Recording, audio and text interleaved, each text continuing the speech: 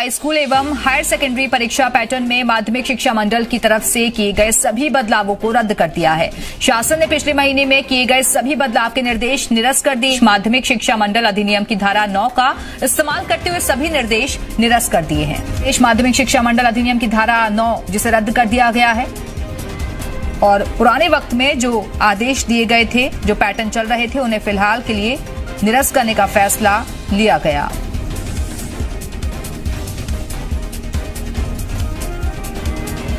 तो high school और higher secondary परीक्षा पैटर्न में माध्यमिक शिक्षा मंडल की तरफ से सभी बदलावों को रद्द कर दिया गया है। शासन ने पिछले महीने में किए गए सभी बदलाव के निर्देश निरस्त करने के लिए दिए हैं और अब दोनों कक्षाओं की परीक्षा पुराने पैटर्न पर ही होगी।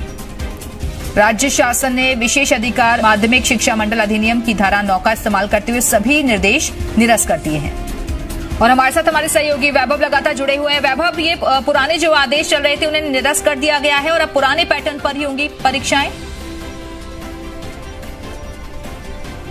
बिल्कुल दिव्या, देखिए ये सारे हालात कोरोना के चलते बने हैं। कोरोना संक्रमण ने जिस तरीके से महामारी फैलाई है, कहें कि इसमें लोगों की जान भी गई, तो इस एहतियातन के तौर पर बच्चों की जान को या छात्रों की जान को देखते हुए तमाम स्कूल कॉलेज बंद किए थे और ऑफलाइन क्लासेस चल रही थी। तो ऐसे में कहीं न कहीं ये माना जा रहा था कि जिस तरीके से पढ़ाई प्रभावित हो रही है, देखिए विशेषज्ञों का भी मानना है कि जो पढ़ाई ऑनलाइन क्लासेस में हो रही है उसकी तुलना में ऑफलाइन यानी कि स्कूल जाकर ही बेहतर पढ़ाई हो सकती है। तो उसके चलते जो माध्यमिक शिक्षा मंडल कहें या MP बोर्ड जो मध्य प्रदेश का है, उसके अध्यक्ष राधेश्याम जुलानिया ने नया तरीका निकाला था कि क्यों ना परीक्षा का जो पैटर्न है उसको बदला जाए। देखिए इस पैटर्न की अगर हम बात करें तो यहाँ पर ऑब्जेक्टिव जो क्वेश्चंस होते हैं, या कहें कि 10 सवाल के अथवा में 10 सवाल और यानी कि किन्हीं 5 सवालों को आपको हल न करना होगा, यानी अथवा में या और में जो क्वेश्चंस आते थे उनकी संख्या बढ़ा दी गई थी। तो अब ऐसे में जब लगातार ये बात निकल कर आएगी, जो विभागीय मंत्री हैं और जो अन्य कर्मचारी हैं खासतौर पर राज्य सरकार के, वो इस बात पर एग्री नहीं थे। तो कहीं न कहीं ये माना जा रहा था कि बदलाव हो सकता है। तो आखिरकार जब राज्य शासन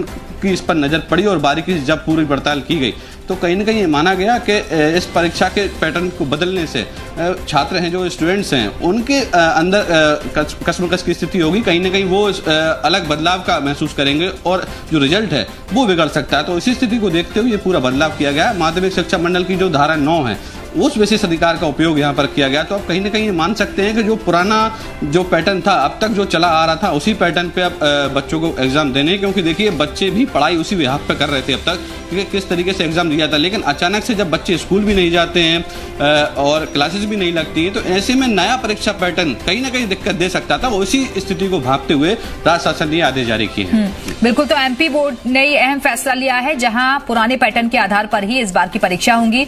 वैभव, आप बने रहिएगा हमारे साथ, लौटेंगे आपके पास अगली खबर पर।